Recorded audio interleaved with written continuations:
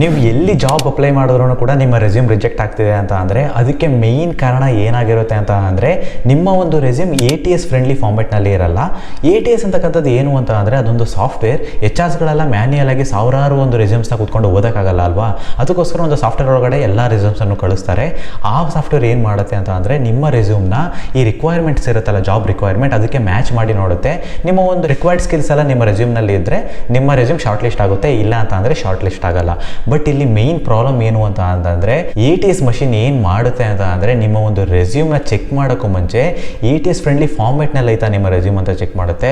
ನಿಮ್ಮ ರೆಸ್ಯೂಮ್ ಏನಾದ್ರು ATS friendly ಫಾರ್ಮೆಟ್ನಲ್ಲಿ ಇಲ್ಲ ಅಂತ ಅಂದರೆ ಡೈರೆಕ್ಟ್ ರಿಜೆಕ್ಟ್ ಆಗುತ್ತೆ ವಿತೌಟ್ ಕಂಪೇರಿಂಗ್ ಸ್ಕಿಲ್ಸ್. ಅದರಿಂದಾಗಿ ನೀವೇನು ಮಾಡಬೇಕು ಅಂತ ಅಂದರೆ ATS ಫ್ರೆಂಡ್ಲಿ ಫಾರ್ಮೆಟ್ನಲ್ಲಿ ನಿಮ್ಮ ಒಂದು ರೆಸ್ಯೂಮ್ನ ಬಿಲ್ಡ್ ಮಾಡಬೇಕಾಗುತ್ತೆ. ಎಲ್ಲಿ ಹೋಗಿ ನಾನು ಬಿಲ್ಡ್ ಮಾಡೋದು ಅಂತ ಅಂದರೆ resume.com ಅಂತ ಒಂದು ವೆಬ್ಸೈಟ್ ಇದೆ. ಅದರಲ್ಲಿ ಹೋದರೆ ನೀವು ಅಲ್ಲಿ ಬಂದುಬಿಟ್ಟು ಅಪೋಲೋ ಫಾರ್ಮೆಟ್ ಅಂತ ಒಂದು ಫಾರ್ಮೆಟ್ ಇದೆ, ಅದನ್ನು ಯೂಸ್ ಮಾಡಿಕೊಂಡು ನಿಮ್ಮ ಒಂದು ರೆಸ್ಯೂಮ್ನ ಕ್ರಿಯೇಟ್ ಮಾಡಿದ್ರೆ ಅದು ATS ಫ್ರೆಂಡ್ಲಿ ಫಾರ್ಮೆಟು. ಸೊ ನಿಮಗೆ ಯಾವುದೇ ರೀತಿಯಾಗಿ ಪ್ರಾಬ್ಲಮ್ಸ್ ಬರ್ತಾ ಹೋಗಲ್ಲ. ಲೈವ್ ಆಗಿ ನನ್ನ ಒಂದು ರೆಸ್ಯೂಮ್ನ ನಾನು ಬಿಲ್ಡ್ ಮಾಡಿ ಒಂದು ವಿಡಿಯೋ ಆಗಿ ಹಾಕಿದ್ದೀನಿ. ಆ ವಿಡಿಯೋನ ಚೆಕ್ ಮಾಡಿ, ನಿಮಗೆ ತುಂಬಾ ಉಪಯೋಗ ಆಗಿರುತ್ತೆ.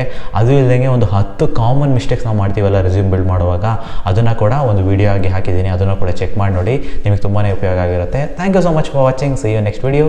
ಕಾರ್ತಿಕ್.